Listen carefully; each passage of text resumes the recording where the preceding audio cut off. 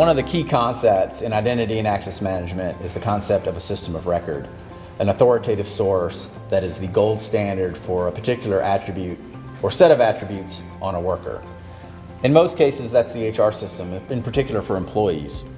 However, organizations set up different systems and allow users to administer their information in different places. For example, they may have a widget on their website or their portal that allows a user to update their contact information.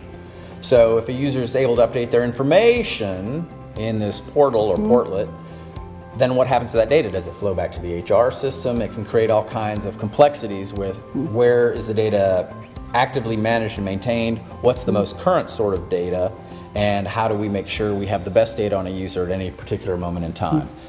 You and I were talking about an example that you had recently where there were some challenges along identifying what was actually the system of record at a particular client. Can you tell us a little bit about that? Absolutely, Hanno. And so when we look at providing the user a portal to administer their information, who's my manager? What's the best number to contact me at? What building and location do I work at? All simple attributes that most organizations really want to know about their employees.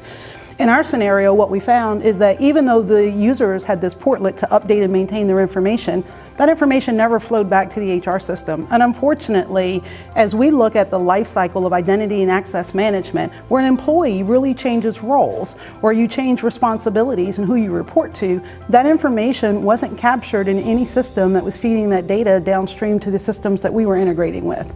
And so the result was when we would pull data in from our HR management system, the data that the employees just spent time updating would be overwritten.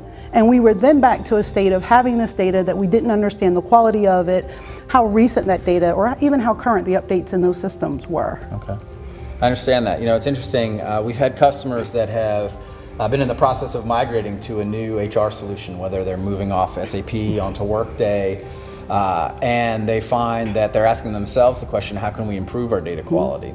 So what data do we take from our existing HR system? What data do we take from these either profile management portals, directories? What is the most current source of data so that we merge it properly and don't disrupt operations?